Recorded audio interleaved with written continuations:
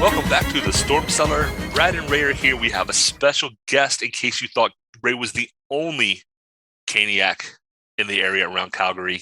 Ray, can you please say hi to everybody and introduce our guest? More than happy to. Glad to be a part of it. We're back in the Storm Cellar, and at long last, Mother Nature will not deny this man's opportunity to join us in the Storm Cellar. He is another one of these weird things, Brad. Before I tell you his name, this is the first time I've actually seen him. We've talked, we've chatted online, never seen the man, but Eljay Camponi of Calgary, he joins me. He, like myself, are in the barn, in the Saddle Dome, kind of a dump. When the Canes come in to play the Flames, we're the I don't know, Custer sounds about right when we're surrounded. I don't know if you've ever had a bad time with the Flames fans around you, but I always have fun with them. Eljay Camponi, thank you for joining us. I'm so glad you could make it. Yeah, we tried to get him in here a couple of weeks ago, and work and Mother Nature with the snow was preventing it, but he's not denied today. Eljay, thank you for joining us. Thanks for having me. It's awesome to be here. Now, look, we always do this. The best part of Storm Cellar is we like to bring the Caniacs and jerks from far and near in and find out a little bit about themselves, how they became a Caniac, what they love about the team, favorite players, the whole bit. So, Eljay, walk us through. Tell us a little bit about yourself. How did you become a Caniac? It is a bit of a story, so I'll try to keep it as short as I can because it's kind of convoluted, but was originally a Hartford Whaler fan way back in the day. So, woo! That a boy. You and me both. My love affair began, I think it was about 1989 or 90. There happened to be a sporting goods sale at the old Maxwell Arena in Calgary. Oh, my. And, yes, and my dad took me, and there was 3 jerseys that you could buy for the only ones that were available. Toronto Maple Leafs, Vancouver Canucks, which I do like their skate logo, and the Hartford Whalers. And I said to my dad, I like that Whaler jersey because by far that's still to this day the best logo in hockey, I think, the Whaler logo, the negative space, whatever you call that. Photographic term for negative space, I guess it is. But anyway, I like the jersey, bought it just because of that reason, right? Okay, fine. So I had it for about a year or so. And then I started thinking, well, I'm going to start following the team a little bit. So I did. And, they were obviously kind of a lackluster average team. Ended up being my father got a transfer to a little town called Eljay, Alberta. He became from assistant manager to manager of a local farm supply store out there. So when you get to a higher position, you go to a smaller branch or store. So you go out to this town, it has this over 1,000 people. A little nervous about that was when I went to grade 8, so this is back in 91. And just happened to be because it's a small town, the way their TV is all based on satellites. And one of the channels, for whatever reason, that was an option out in Eljay, Sports Channel New England. So I got to watch every single Hartford Whaler hockey game. I'm so jealous. That's awesome. Gosh. I was so That's lucky, fantastic. Right? That is fantastic. So every day after school, because it started at 5 o'clock local time, I got to school at 3:30. So I do like homework for about an hour and then get ready for the Whaler game, right? And have dinner in front of the TV half the time. My mom would let me, right? So watch Whaler games. So I was kind of got my me interested, really, that hooked on the team. And then just by circumstances as well, my brother was about 3 or 4 years younger than me. He played hockey, and one of his teammates his name is Terry Yake, and his uncle, or sorry, it was Michael Yake. His uncle was Terry Yake, playing for the Hartford Whalers. So what was the odds of that, right? So he was also a big fan watching because his uncle played for the team, right? So again, same thing. He got to watch Sports Channel New England, so we would talk and watch Whaler games all the time. And also, my second cousin happens to be Geoff Sanderson. And the one You're related to Geoff Sanderson? Cool. Yes. And oh my gosh. That season, I think it was 2 seasons I got to watch Whaler games. Was the season he got 51 goals. It was 50 goal scoring. I can't remember exactly how many he got, but when he had his one monster season. Right? So, wow. Out of the confluence of factors, it was just kind of meant to be, right? So, Geoff Sanderson, one of my favorites. I've got an autographed puck of his, and he just, oh my gosh, that's amazing. I have my Whaler signature on it. So. That's fantastic. That's fantastic. Yeah, that's pretty sweet. So what was your take when they moved from Hartford to Raleigh then? How did you take it? I know how I did, and people have heard my stance on it. What about you?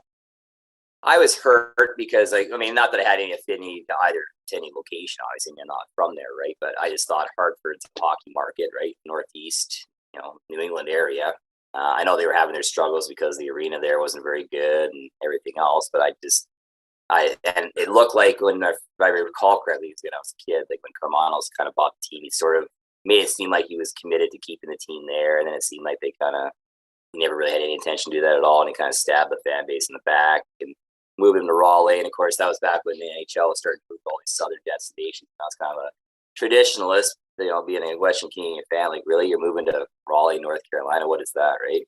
And especially too, they had to go to Greensboro initially because the arena wasn't ready yet. So I kind of thought I wasn't very happy about it initially, but not enough to the point I'm not going to cheer for the team anymore. I still follow the team. It had nothing to do with the players. So in that sense, I was disappointed, but not enough that I was like, well, I'm obviously going to drop the team and not follow them anymore. Right? I obviously kept cheering for them, whatever, right? And eventually, I didn't go to any games in Greensboro, but once they moved to Raleigh, I did go to a game there, and I found out how cool the atmosphere was and what the fan base is like out there, and it's pretty cool. And actually, and now the areas, I like the area. I've been to 3 or 4 games out there, and I think it's awesome that they have a team now. But yeah, it's the way it went down initially. I wasn't happy about it, at least. That seems to be the prevailing thought, I guess, for people who weren't from Hartford but were Whaler fans. Because it's not your city, right? It's your team. But it's not like it's not like you're going down to the arena, 1 or 2 nights a week and and whatnot. It's not you're not living in there. So that plenty of Whaler fans that were from Hartford and were from that area. But I do feel like the people who were a little further away were maybe a little more understanding of, and I don't know about even Ray. I know Ray knows some of the politics behind the move, right? But I wonder how many Whaler fans didn't really know all the behind the scenes stuff. So that didn't really affect them. Whereas if you're living there and you're seeing the newspaper, that's going to make a big deal for you. So seems to be a theme. Yeah, I've got to tell you, Eljay, I'm a little jealous because you've already said just now. I mean, aside from the relatives and friends that you have that are all connected to the Whalers, who I loved dearly, but you've made the pilgrimage to the Holy Land a number of times. Yeah, I know my first time down there. Yeah. It was overwhelming how great the fans were. Yeah. And the tailgating. Yes. Did you see, what did you think of that? Because I don't know that no one tailgates hockey games in Calgary or anywhere really in Canada, I don't think. Right. So what was that like for you? That was pretty cool. The first game I went to, that wasn't the case because it was, I think it was like November. Actually, the very first game I ever went to, it was November 2001, so shortly after 9/11, so it was a little bit of a crazy time then.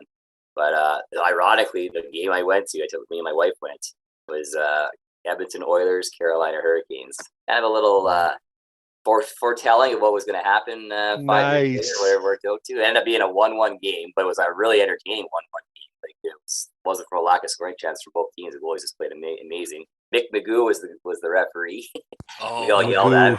Called a poor game, in my opinion, but that was cool. But so that first time the tailgate hadn't really caught on yet, or I didn't really notice it, but I went to a couple games after that, and that was the way it was. The first time I didn't really know. I just kind of showed up to the game like an hour before, and I saw it, so I sort of missed out. And then when I knew that it was kind of a thing, the following game I went to, the following year, I went there early and took part in the tailgate. As soon as you tell people where they're coming from, I think it's amazing. You come from all that way, right, to go see a Hurricanes game. Obviously, a little bit easier for myself to work for an airline, so it makes it a little bit more easier for me to do because certain perks, but still a commitment, right? But yeah, no, it's awesome that they do that. It's a pretty cool little Southern U.S. spin on it, but it's fun. It's a blast. It's almost like going to an NFL game, which I've been to a couple too as well. Doing the same thing at the tailgating. So it's very much. Cool. Yeah. Very common question before Canes games on Twitter, Facebook is what time do the gates open? Like that's always because people were ready to go. Like gates open at and if you really know, some of the gates don't really close. You can get there pretty early. Oh, really? If you know how to get there, yeah. Right.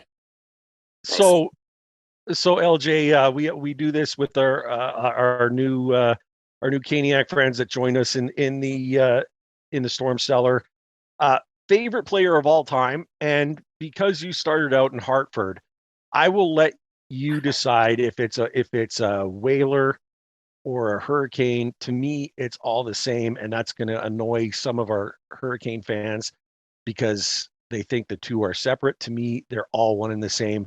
You choose favorite all time, and then who's your favorite this season? Okay, that's fair. That's a very tough question because there's lots of players I really like Jeff O'Neill. I think it was awesome. Like that whole the Hurricane thing in 02 is kind of a pretty endearing thing. And obviously he was originally a Whaler. But I guess I have to, and I really like Kevin Dineen because he's like a pit bull. And yeah, I'm sure you guys know this already, but he got the last goal in Whaler history, first goal in Hurricane history. So that's indeed. Cool. And obviously Sanderson with the family connection, and he was the last guy to score a goal for the Hartford Whalers because he got the last playoff goal in Game 7 of the '92. What they call the Avs division semifinal, I think it was back in the day. I actually cried after that game because they lost in double overtime. That's when I really got hooked on the team. Yeah, no kidding. But I have to say overall, I think, and Broad the Bot is awesome too. But I mean, how do you not Ron Francis, the guy, Ronnie Franchise, right? Yeah, got to respect the guy. And I did attend that game. I made a point of it. That was one of the games I went to. Atlanta Thrashers, Carolina Hurricanes. They did the jersey retirement. Brought the wife to that as well. I made a point of it, so we got to go to this game.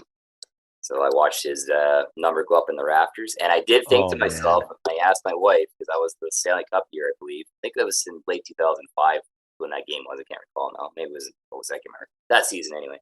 But I said to the wife, because I think they won like 5-1, to kick their butt. I know Atlanta wasn't a great team, but I just said the way they play, they're just such a cohesive team. Like, man, they're going to be a Stanley Cup contender. Like, I had to see this team do something here. And sure enough, they won, right? It's kind of so it's pretty amazing. But yeah, I guess I got to go Ron Francis for overall. But it's definitely a tough choice. There's lots of players I really do like, but I'll have to go with Ronnie Franchise for sure.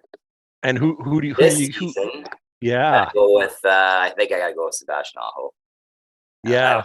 Yeah, he's pretty solid. He's a good two-way player. He's pretty defensively responsible as well. He puts the puck in the net. I like him. I do like Svech. The guy just takes 10 minutes. Yeah, you know what? He's better than he was last year, but you're right. Like he's got. I love his shot and his effort and his grittiness. Yeah. It's fantastic. But the whole penalty thing is. It can be a deterrent. And look, Aho's been getting called on a lot of. Yeah, and that's exactly it. Still growing, still learning, the way of the. Yep. Learning the way of the game and the way that it's played here lately. Absolutely. So when we bring in guests and stuff, we like to open the floor and let them tell us about, not only about themselves and what they loved about the team, but Brad made a point of telling me, hey, Raymond, find out what Eljay would like to talk about. You know what I mean? Like the floor is his. And so you certainly had a topic that you wanted to bring up. So why don't you start us down the road here? Sure. What are we going to talk about here?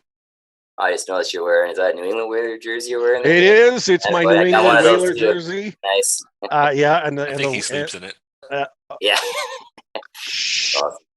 Also, want to do a little shout out to. I'm sure you guys. The loss of Mike Bossy yesterday was a pretty. Oh yes. Yeah, definitely was a big loss. I didn't even realize he was diagnosed with lung cancer there, and then I guess he made an announcement in October. I missed it, but yeah, that's a pretty huge loss to the hockey world for sure. That guy was unbelievable. I only got to see him a little bit. I was a fairly young kid, but I did see a little bit towards the end of the Islander dynasty, and he was a hell of a player. So he was absolutely. Yeah.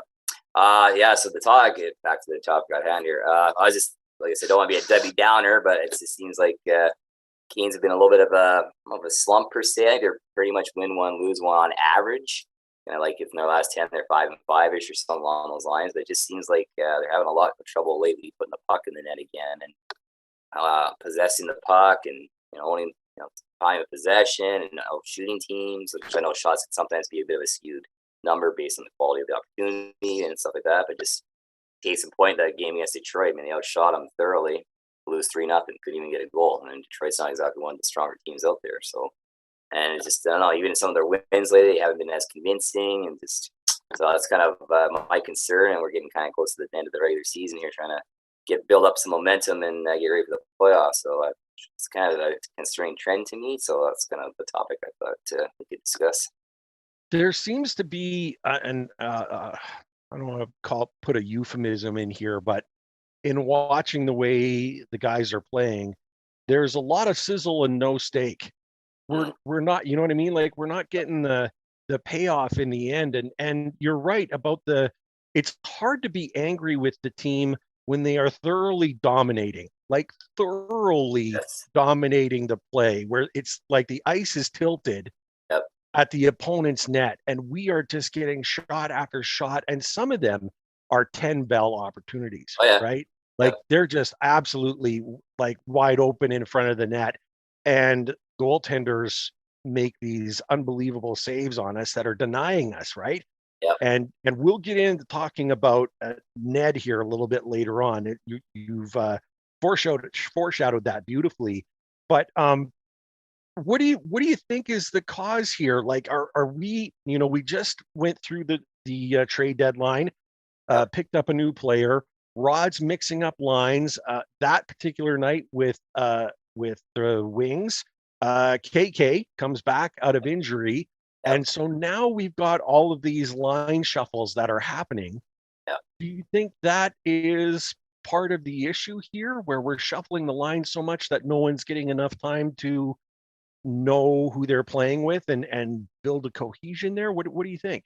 Yeah, I would agree with that. I think I never really realized it either, but I think the loss of KK actually had a bigger impact than I think we thought in terms of the domino effect of how it affected other lines. Definitely. I think with him coming back, I think it's going to be huge. And him with Domi, I assume that because they were on the line, I think for that one game that they were together, I think giving them a little bit of time to refine that chemistry they had back in Montreal days there, could definitely play a factor. So I think that definitely has something to do with it. But yeah, I think a little bit of the mixing, it's kind of a lack of cohesion.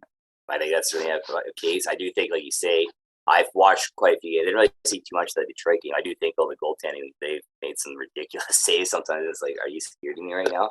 So, I mean, you run into some hot goalies. That can happen. Could be a little bit of puck luck, whether we haven't had it lately. That happens at times. You get streaks like that. And then I see it so many times in hockey, too. Like, even with the better teams, sometimes when you're having trouble scoring, the guys are just squeezing their sticks a little bit harder. And you're just trying to maybe... Well, because the goalie's made some ridiculous saves, now you think you just got to snipe it absolutely bar down in order to score. You end up shooting over the net or just wide, that sort of thing. So I think it could just accomplish a whole number of factors, and unfortunately, there's not an easy solution to it. You just have to keep working their butts off, and you think eventually there, if the ice is tilted, to your opponent's zone after a while, law of averages, things are going to start going in the net again here. So hopefully that's the case. But yeah, it's been kind of frustrating lately. And like I said, we're frustrated. Well, not with the players are. Right, so yeah, no and question. I was looking back to through March and April so far. They're 6-8 against playoff teams, and of those games, 4 of them went to overtime or shootout. Right. So even the ones that they are, and of those, I think they're 1-3. Yeah.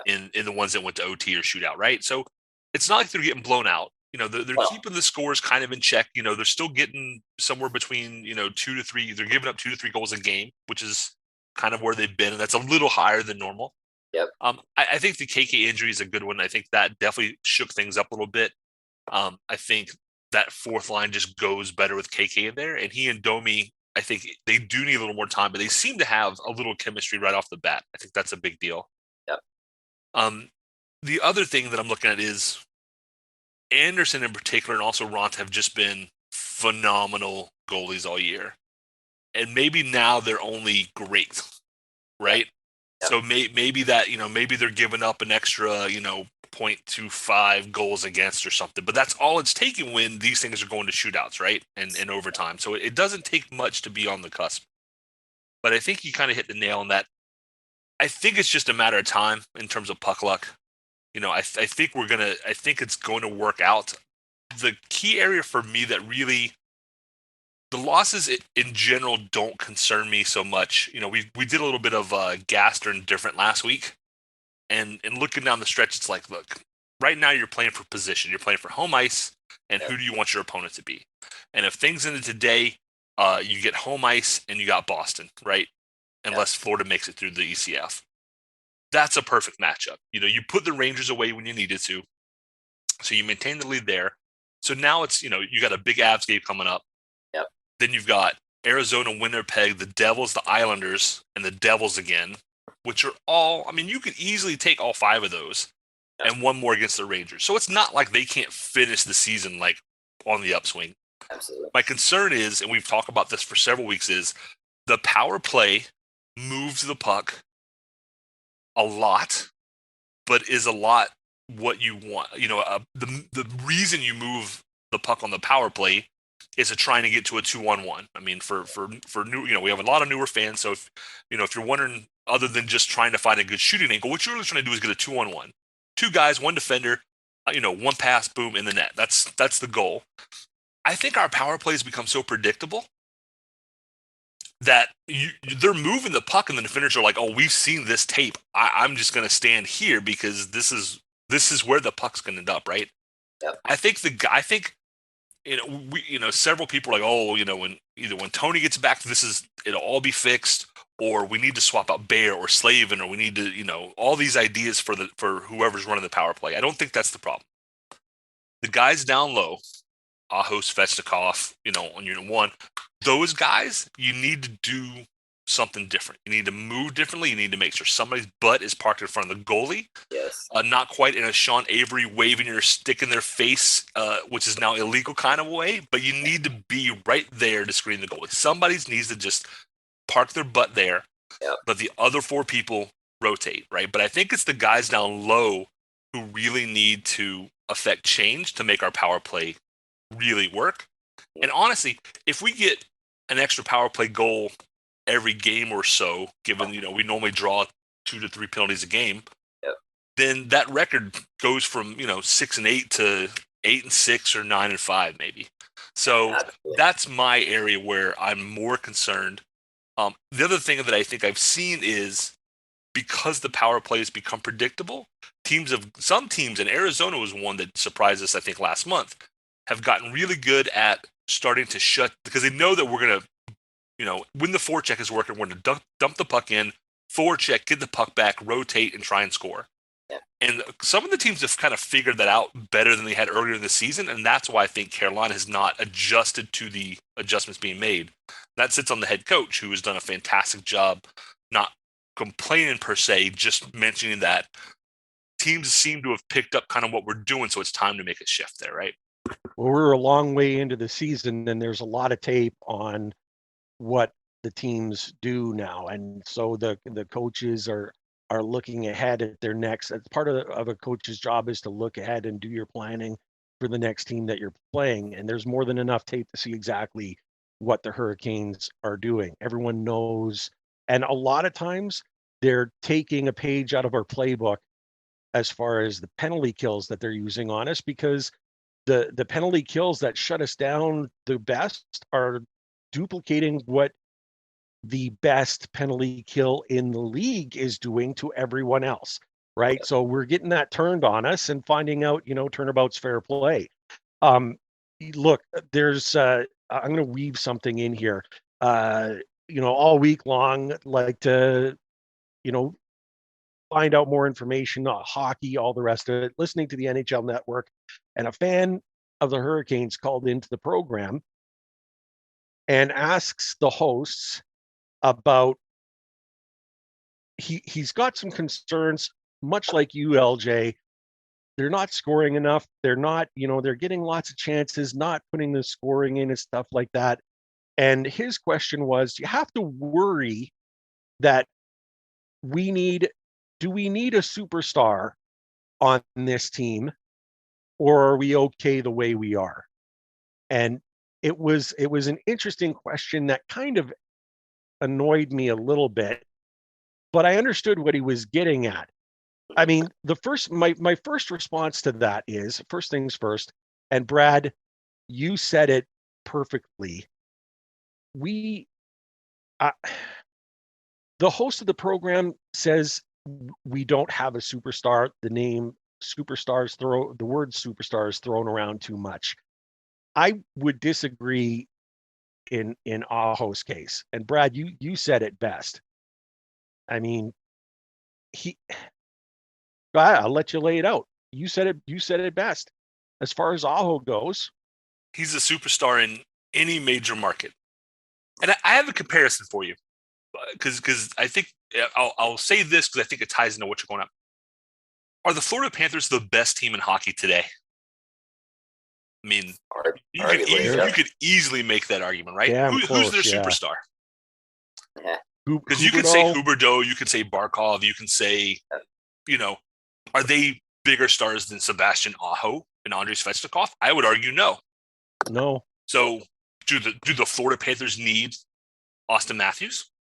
That'd be great. Yeah. At $10 million, who are you? The point I'm trying to make is these guys are superstars. They're not in big markets, is why they are not called superstars. But let's not kid ourselves. Aho, Huberdeau, these guys, come on, these guys are lights out. These guys are stars. They are amazing. And the other end of that I said, and a fan who looks and says, well, we need a superstar and stuff like that. Well, ask an Edmonton Oiler fan what they think about needing superstars to do well and go far in the playoffs, because they don't have one. They've got two. Yep. They've got McDavid and Draisaitl, who are otherworldly, and they can't get anywhere. So superstars aren't necessarily the answer. What you need is everyone if you're going to win that tug of war, everyone's got to be pulling on the rope in the same direction. And we've got some very, very talented players who can and have proven that they can dominate play. All they need to do is find the twine and a little bit of puck luck. And Eljay, I don't know what you think. Are we short a superstar? Would a superstar be the difference between us scoring more and what we're struggling with now, or what are we looking at?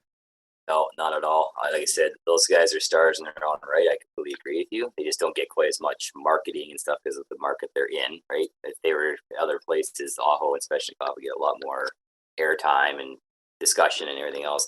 No, I just think personally, like you said, like with the Oilers, I mean, they haven't gotten anywhere.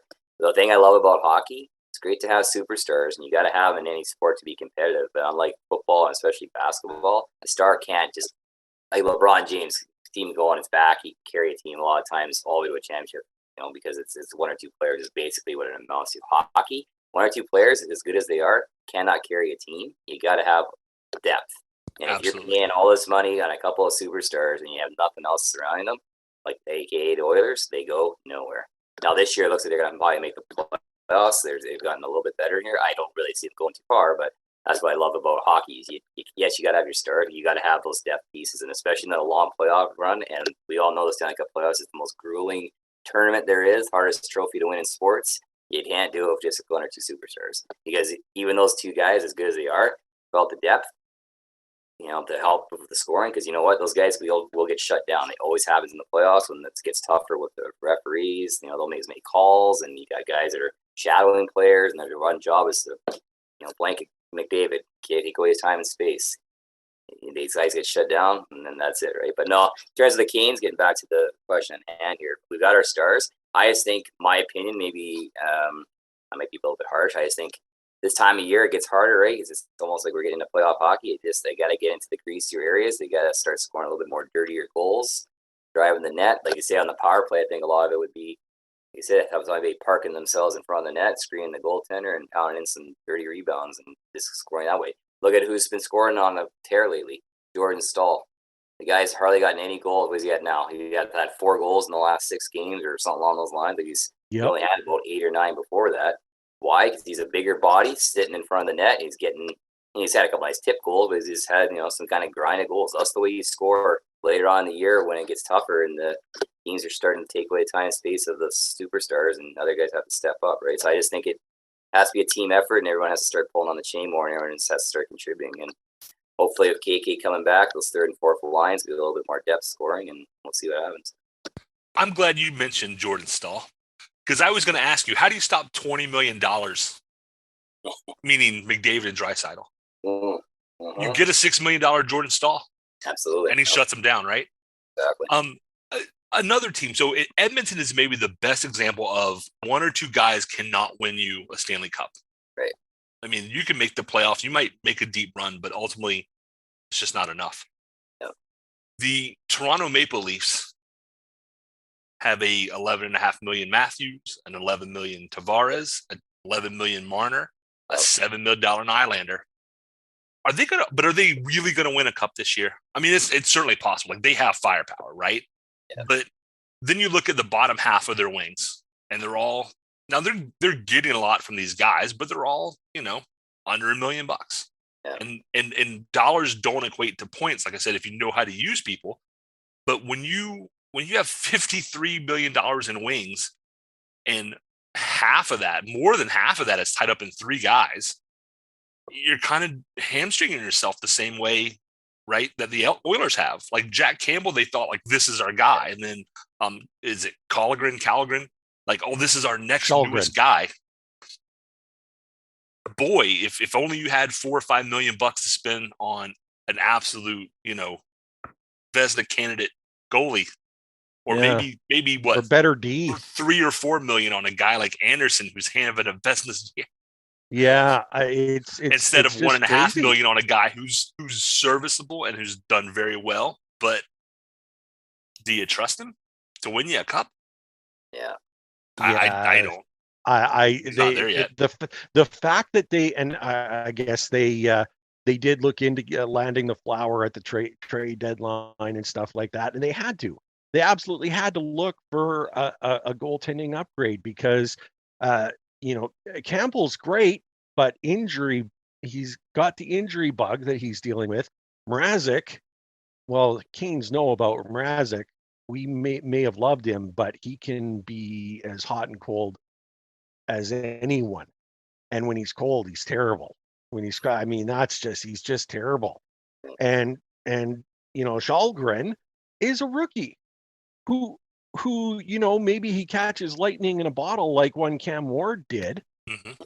But that's a gamble that I don't think you can take, or you can afford to take knowingly, especially in the bright lights of Toronto. I mean, there are some places in this league where, the spotlight is too bright for some guys. They put too much pressure on themselves, and then you've got the pressure of the media and the fans, and everything which is one of the things that Carolina actually has going for them. A lot of the players, the spotlight is not as big, and so the players can go out there and do their best, and there's a joy in coming to the rink rather than a ominous fear. You know what I mean? Right. And I mean, sure, $11 million a year would bring joy to my heart going to the rink every day, regardless of how bright the spotlight. Let me just point that out for a second. But honestly, it's got to be tough. It's got to be tough. And some people dig the spotlight and can thrive in it. Others not as much. Yep. Speaking of goaltenders, you mentioned Mrazek.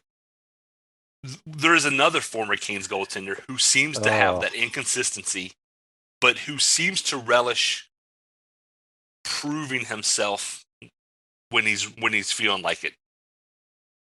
And that is one Mr.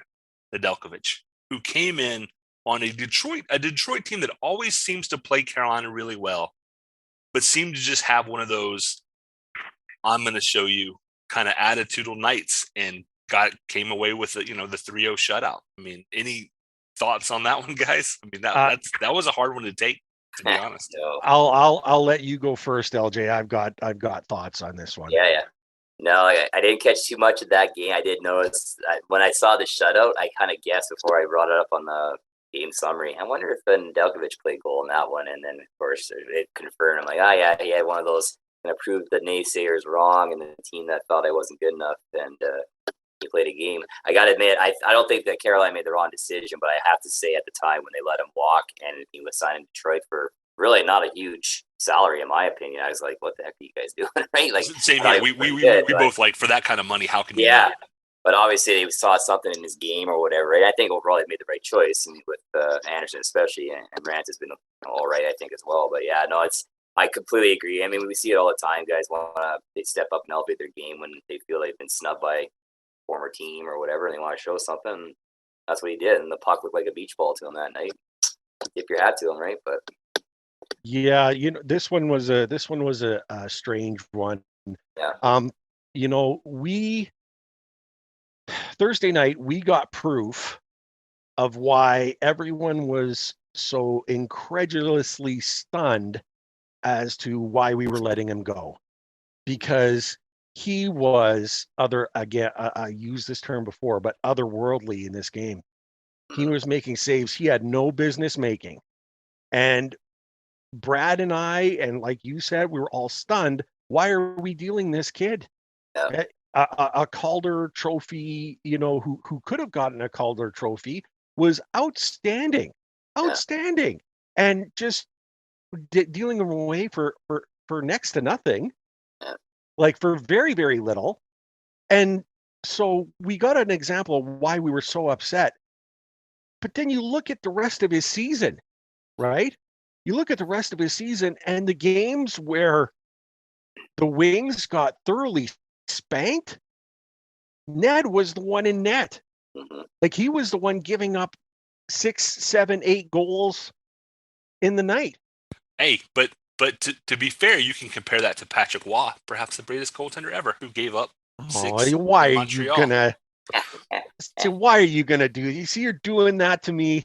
We don't mention that, the team that shall not be named. Oh my God, and especially him. But that may be that. But to be fair to me, Ray, that may be the single biggest blunder in Habs history, is leaving Waugh in there. And when Waugh walked over and he looked at it and he was like, "I'm done." Yeah.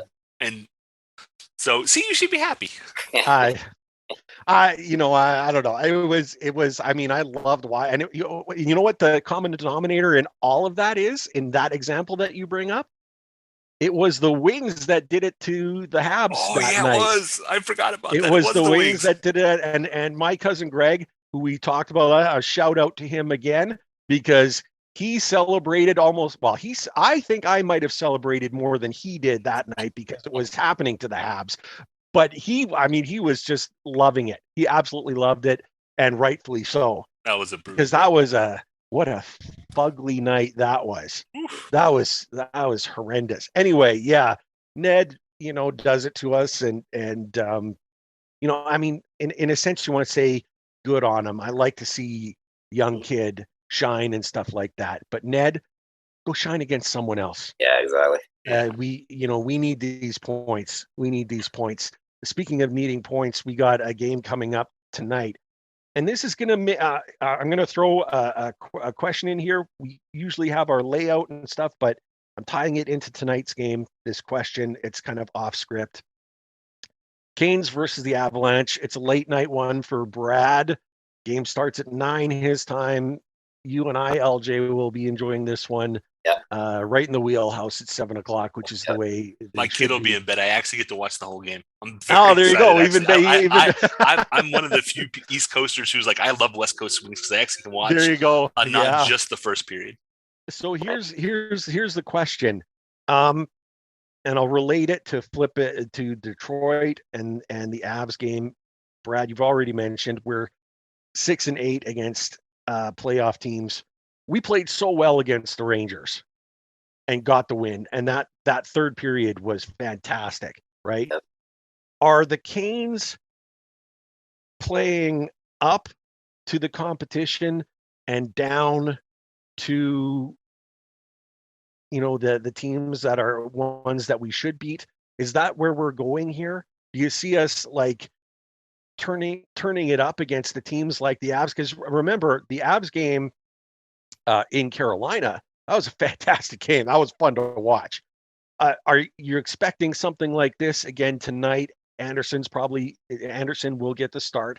Kemper's going to be in, and again, people are talking potential Stanley Cup final preview, right? It very well could be these two teams meeting in the Cup final. Are we playing up? Are we playing down? Where are we at here? What do you expect out of them tonight? You asking me? Throwing it out there. Throwing it out there. Okay. Like I said, I think they'll definitely step it up tonight, because they know if they don't, they can easily get embarrassed like any team. And the Avalanche are a powerhouse team, especially on their home ice. I think they've only lost a couple of games in regulation on home ice, so they're a pretty dominant team.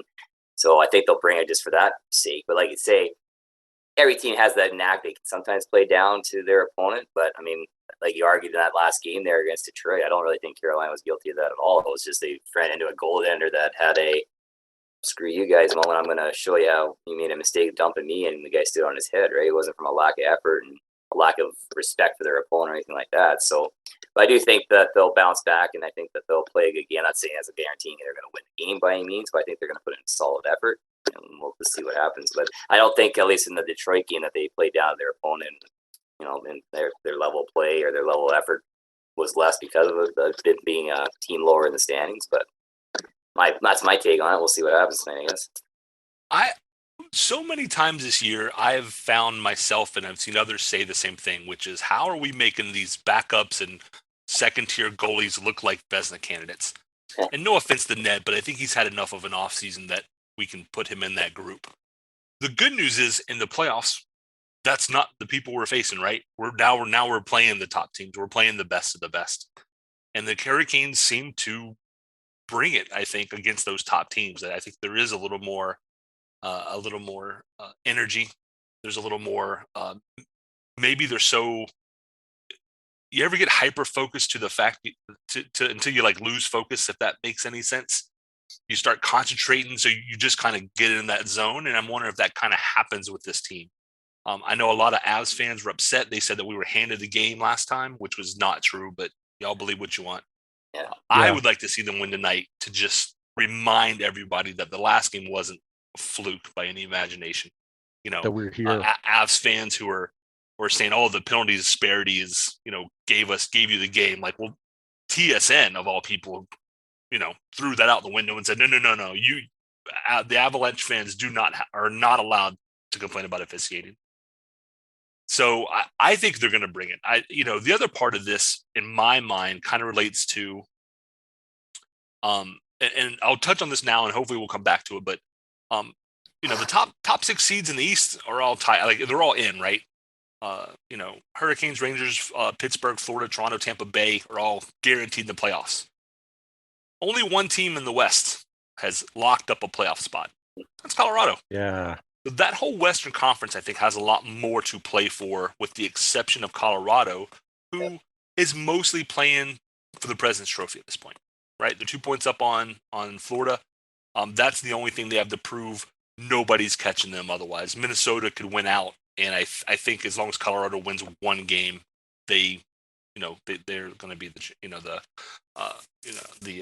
the number 1 seed over there. So. Yeah, I'm looking forward to it. I think it's going to be a really good game tonight. Like I said, I'm excited. It's a late start. Arizona starts even later. That's 10 p.m. That I actually will have to stay up a little late for. But I'm looking forward to some really good hockey tonight. I think it's going to be fantastic. Anytime you can see all of these, and I'm going to use the word superstars on the ice, both sides. And look, the Avs are loaded for bear, right? I mean, I look at Makar, and that kid is just, isn't he just, he's unbelievable. Yep. How, to watch him play and to be so wary of his presence on the ice. You know what I mean? When you're playing the Avs, you should be worried about him more than virtually anyone, because he's coming in from the back and he can score just as much. I mean, he's just ridiculously talented. Absolutely fun to watch, a joy to watch, even when he's playing against you. There's no question there. We really need I think we need the bounce back game, and we can get it and stuff, and it's going to be entertaining. This is another one where, if we got just NHL fans in general, should be tuning into this game. If you want to be entertained, if you've never watched a lot of hockey, if someone says, "Oh, what game would you tell people to watch?" This would be the one. This is the talent that we have, that the Avs have, and the type of game that they play. That's the other thing. It's the type of game. This is not the trapping Carolina Hurricanes. We forecheck, we skate, we press hard, right? So, and they're going to be doing that right back to us, and everyone's going to have to be on their toes. This is going to be valuable 2 points to pick up for sure. it would Get be so something out of sick. It'd be so sick to be at that game, like close to ice level, because the speed of that game is going to be incredible. Like these Yeah. teams are so fast and skate, and like I said, it's all about fast transition. Or yeah, it's just it'll be incredible how fast this game is, and it would just be. I try to watch it. I've actually got a friend in Denver, and the guy I got a bet on tonight's game. Actually, he's going to be at the game there, so I'm a bit jealous of him. But yeah, it's going to be. Like you said, it's the game of the night for sure in terms of entertainment value. It should be, right? It's two top-notch teams. The fast skating, I guess the new NHL, the new style of hockey. It's going to be should be very entertaining to watch, to say the least. So. Yep, and you guys may or may not know, since you're not local, although I only say that because I have friends.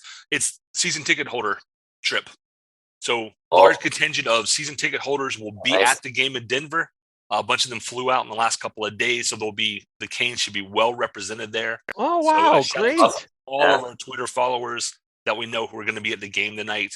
I don't want to start listing people because I'll just be saying Twitter names and not real names. It won't make any sense to people. And you wouldn't want to leave anyone out either accidentally. Yeah, I mean, there's going to be. That's great to have that representation and stuff, and show that the fans have such a great connection with the team, and I do not doubt that the fans will be uproarious in this contest, to say the very.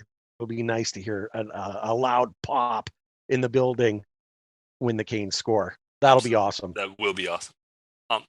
Before we wrap up, I want to loop around to a couple of things real quick and get some opinions on these. Western Conference, I mentioned a few minutes ago, the wild card. Nashville, Dallas, and Vegas are all very much fighting for those two spots. This might be the first time that Vegas misses the playoffs. Even after their cap finagling, they have Mark Stone back, which I think was clearly a move to we need him just to maybe make it. Vancouver is not technically eliminated yet. I would actually like to see Vancouver maybe just win out and maybe make it. I think that would be an interesting story. Sneak in, for sure it would. Very tight race in the wild card. And then at the bottom of the West, you have the Arizona Coyotes. We have a chart here. I think I sent you guys the link. Season tickets for next year, they're going to be playing at the 5,000 seat arena at ASU. If you buy full season tickets, guys, okay? If you are a full season ticket holder for next year, in the cheapest seats, those seats are $89 a game to see the Arizona Coyotes. Now, it's a 5,000 seat arena, so that's probably the same as if you're 15 rows up at, right now in Glendale. But holy smokes, is anybody going to come pay the opposite? If you want glass seats, $350 a game, $14,350. Who's paying $14,350 to sit on the front row to watch the Coyotes lose 50 games? Anyway, I mean, I think it would be the people that are interested in selling their tickets to and scalping their tickets to fans of opponents. You know what I mean? Opponent fans and stuff who want it. That's where it is, right? You make the purchase of the seats and stuff, and then you sell off the tickets because honestly, first of all, this is a team that couldn't pay their dang water bill. Okay, and now they're in a 5,000. People made fun of Carolina with the green tarps in Greensboro, and the tarps were up, and everyone were. We still had more than 5,000 fans. Exactly. 5,000, and that's on a sellout. They have to sell out every night just to get 5,000. I don't understand. What, they couldn't have pulled the pin and moved them somewhere, This is Bettman's pet project, and just to interject, in those two Greensboro years, we averaged almost double that number of fans. It's not close. I mean, it was 9,100 and 80 something hundred. I don't understand. I don't understand why I mean, more money than they have, the more money, and they don't know how to spend it. I mean, really, honestly, that's where it would be. You say, oh, you know what? I'll be a season ticket holder and I'll get it right up onto the glass for that type of money. I'm not paying Forget 90 about bucks it. That's insane. as a season ticket holder to sit anywhere to watch the Coyotes play. No. I mean, so what a are team single with games no going to be? direction? Are they going to have any? Is anybody going to walk up and see $120 for a seat as a minimum and go? Anybody? If they don't sell 5,000 season tickets, in my mind, that's the only way that this works in any way, is to promise people, deal with the years we're here and we'll hook you up later. Yeah. But I don't see anybody walking up to a Coyotes game and seeing the cheapest ticket at if the season ticket price is $89, then the retail walk-up's probably like $120. Who's paying that? Well, who's paying it to see that? And I mean, the team doesn't even seem to have direction, do they? Like, do you? I mean, Is down's a direction. Well, down certainly. I don't.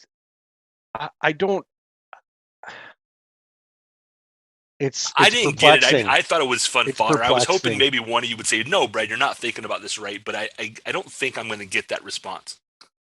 I see three guys looking at each other with very confused looks. Like, I'm not sure how that's going to work. Well, Yeah. I'm really curious when Toronto or one of the big market teams shows up.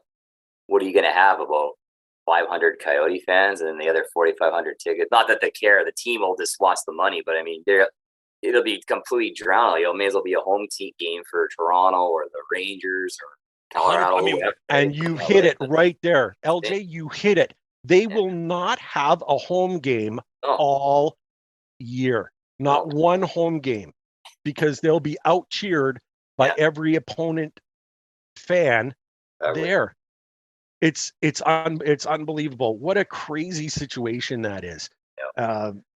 Thankful that it worked out well for us at Raleigh. I mean, just to put it in perspective for folks listening, Toronto Maple Leafs is one of the hottest tickets around, right? Mm-hmm. I mean, those tickets aren't cheap. I'm trying to find them. Scotiabank Arena, Toronto, Canada, Islanders versus Toronto, balcony level 310, row 16, $79. Because I was almost going to say maybe it would be cheaper to just fly to Arizona, make it a vacation, pay down there, but it's not, because you can actually find tickets below $80 in Scotiabank. Like, they're not great seats. And certainly, if you're looking at an $80 seat in Scotiabank versus $80 ticket in a 5,000 seat arena, that $5,000 seat arena is a better view, but it ain't a 4-hour flight from home and everything either. So that I'm just amazed. I would have thought that they would kind of cut their losses.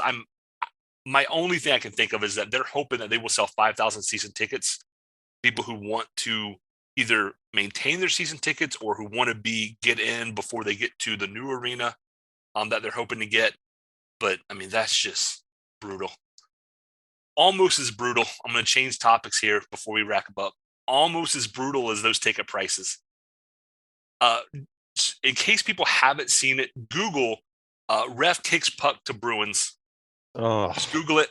I sent that link to these two guys right before the show started. Comments on, so what happened for people who haven't seen it yet, referees behind the net, gets hit by the puck, happens all the time. He jumps out of the way. An Ottawa player is skating in from his right. A Bruins player is skating in from his left in the Bruins defensive zone. And the referee looks at his feet, waits half a second, and then just kicks the puck to the Bruins. Can either of you explain that to me? I mean, this is why I don't bet on hockey. Yeah. That's exactly. It didn't lead to anything, but Tkachuk is over there railing the ref afterwards. Like, how can you kick the puck to the opponent? And can you blame the guy? No, you can't. LJ, you better go first. Well, it definitely feeds into the whole conspiracy theory of the NHL or just sports gambling in general. When you see blatant stuff like that, like I said, they're just absolutely watching that video. Like, you can see if there was a bunch of players in crashing the that area, and the ref just trying to get out of the way and an inadvertent thing. Like, that was such a deliberate, direct thing, and there was no need. There was nobody really around him like to do that. There was no justification for that at all. So None. it just really, and the Ottawa player had a shot, right? I'm not crazy. The Ottawa player had a shot to maybe get there first, or at least tie it up, right? I'm not crazy. Sure. Absolutely. And you do not say right now if the playoffs were to start today, Carolina would face Boston. Love it. Is it gonna be once again us every time? Now maybe I'm a biased Caniac fan, but every time we played the Bruins, because they've obviously had our number the last couple of years. But it's felt like to me we're not just taking on the Boston Bruins; it's been the officiating as well. So if that's what's going to be going on and seeing stuff like that, and that happens in the playoffs, I will lose my mind. So just put that one out there. I mean, what if he would? What if that was the offensive zone?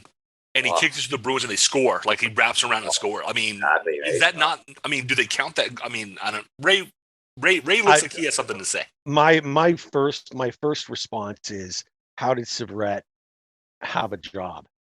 That was my immediate. Like, that is punishable by dismissal to me in that one move. And no, it didn't result in anything, but he prevented finding out what it could have led to. Because as you put eloquently, Eljay, refs, when you see them and that puck comes flying toward them, they're diving out of the way. They're whatever. They do not want to touch it. They want to stand off to the side or whatever. What possessed him in that moment when his whole career has been based on calling the game and diving the way out of the puck? What possessed him to assess the situation? And that's what he did. He looked at what was happening and then made the motion to kick it. And he kicked it to the defender. And I'm like, what? Forechecking behind the net and stuff, you see a lot of goals come from that, and the goal might be the difference. I mean, it was a 3-2 Ottawa lead. Exactly. It was frustrating. I do not understand. Like, honestly, now, has anything been said? Has he been suspended? Has he been? Is he still calling? Not that I've seen. I haven't seen anything about it. And honestly, if that happened to me in beer league, I'd be upset in a beer league. Yes. Much less in college or a pro league. Like, what that happened to me in beer league, I'd be up in the ref's face, like, what are you doing? Man? What are you doing? Like, seriously, every game that he's reffing at, you're going to see a sign, hey, Severette, don't touch the puck. Don't touch the puck. I have two thoughts, Ray, and I'm laughing at myself, because I tell a lot of dad jokes. But number one, I'm sure the NHL statement will be that it was not a distinct kicking motion. Oh. Well played. And number two, better or worse than Tim Peel getting caught on a hot mic, saying something that we all know was true, but he said it. I think in some ways this is worse. It didn't cost them the game, no different than what Tim Peel said did not cost them the game. But at least what Tim Peel said, we already all knew. Yeah. But now you have a referee actively taking part in a play. It's worse. It's absolutely worse. A hot mic is a hot mic. Everyone, the mic is always on, so you got to be careful. All the rest of it. But you're absolutely right, Brad. We all know that there's makeup calls. It's not. I mean, that's standard. That's standard. It happens. They'll never admit to it, but it happens. This is not supposed to happen. It's just not. I don't know. Every time I watch it, I just shake my head and go, he had a momentary lapse maybe, but this is why, I've always been a proponent of officials should face the media after the games. Even if they say no comment, at least you get a chance to direct the questions and make them sit there and sweat a little bit. But, that was just egregious. I would agree that was worse because, like I said, it was a deliberate process, saw the situation, and made that decision. At least, although, like I said, I kind of respect Peel when he, on the hot mic, said that, the makeup call thing. But even you just stated, like you said, what we knew, but also when refs do that, I think it's human nature. It's also, you're just kind of doing it subconsciously as well, right? It's not really necessarily a deliberate thing. Well, I'm going to go give these guys a penalty. Sometimes it might be that deliberate. I don't think it is, though. It's more of a subtle, subconscious thing. That was a direct, conscious, I am going to kick that puck up to the ground. Yeah, it's by far way more egregious and way more serious. Yeah, he gets hit and he looks down and he's like, okay, the puck is there. And then he kind of looks at it and goes, oh, let's kick it over here. Like, toward the goal. Yeah. I mean, you can take this as far as you want. Like, what if he kicks it and bounces in, off the Bruins goalie, like off the Bruins goalie's skate? Because he's like, well, the referee's not going to kick it in. Obviously, it's no goal, but just what a bad look for the NHL. I just wonder if the NHL's, if it's because obviously not going to want to bring a lot of attention to this, but I wonder how many playoff games will this referee get? I wonder if that's the way they punish him. Because usually, I think that's the only can't leverage have any. they have. Well, he shouldn't have any. I agree. But I think that'd be certainly the way can't be in the Carolina-Boston series. No, I hope not. Especially Boston, right? But I mean, he can't have any of that. Like I said, they canned Peel for something less than what this is. Yeah. Why he wasn't immediately dismissed. Peel was also retiring at the end of the year. So I think Kane and Peel was we're going to make this look good, but it really doesn't affect those last couple of dozen games. And they didn't fire him. He just wasn't calling games anymore. That's right. I just remember that detail. They did not fire Tim Peel. Tim Peel was simply removed from, active duty. The rotation? Yep. Well, okay, you say tomato, I say tomato, right? I mean, that's really what that was, right? Yeah. But yeah. Oh my God. I would be losing I'm losing my damn mind right now just thinking about it. And I don't have a horse in the race, right? Like, I'm not an Ottawa fan, I'm not a Boston fan, and I'm ticked for Ottawa. And how he still has a gig, I don't know. But Eljay, I think you're right. He can't be in a playoff game. No. He just can't. No matter who's playing. You know what I mean? But man. To finish on a good note, predictions for tonight. Who wants to go first? It's always is the prediction first. I just hope both teams have fun. That's not my prediction. My prediction is one team has fun, and I hope that they're dressed in red. Yeah. Or black or white, whatever they want to be in. Yeah, exactly. Fire away, Eljay. What do you think? Well, that's going to be tough because I'll find it probably looking pretty silly. But I think I'm going to predict a 4-3 Carolina victory in overtime. I think they're going to pull it out here, and it's going to be a heck of a game back and forth. And I think the Canes are going to bring it. And I think maybe the hockey gods will smile upon them a little bit and maybe give them that one break, whether it's a lucky bounce or I think what's the bigger issue as well, as we were talking earlier with the goal scoring drought lately or having a harder time scoring, is getting that one power play goal. Because just getting that one extra power play goal that they haven't been getting lately makes such a huge difference, especially this time of year when games are so much more closer. I mean, that goal is huge, right? So I think my prediction, they're going to come out 4-3 overtime win. There it is. Brad? Me? I think 4-3, but I'm going to add the caveat. There'll be some kind of a late game or an OT penalty that gives the Canes the wins, just to make Avs fans mad, just so they say, "Oh, we got screwed again." That's my prediction. There'll be some late call. I think we're all in agreement to say that this one is definitely an overtime game. 60 minutes won't be enough, and it won't be enough not for any other reason is that fans want great hockey and we want more of it. So let's have an extra 5 minutes and have it decided just before the shootout. I hate the shootout. Yep. So let's have it decided just before the end of overtime. I'd love a Hurricanes 3-2 win, and we all agree overtime is what to look for, and we can look for a magnificent game. Eljay, this visit was so worth the wait. So worth the wait. It was unfortunate we couldn't have you earlier.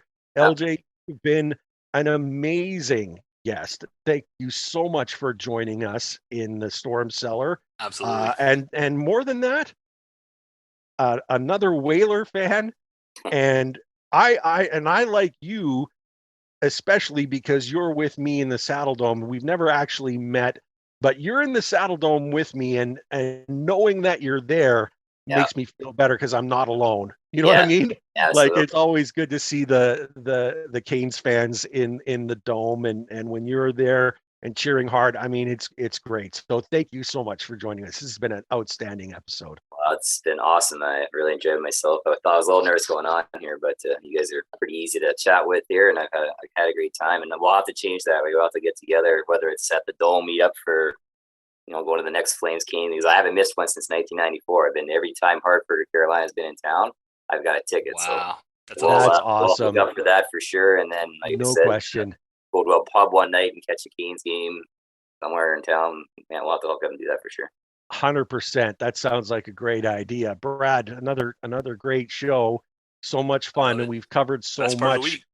I guess there's really not much more to say, is there? Go Canes! Go Canes! Go Canes!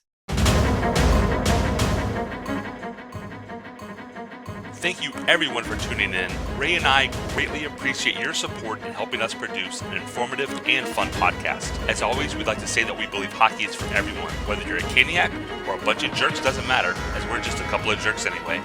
We would love to hear your questions, comments, and suggestions. We will do our best to answer anything hockey related.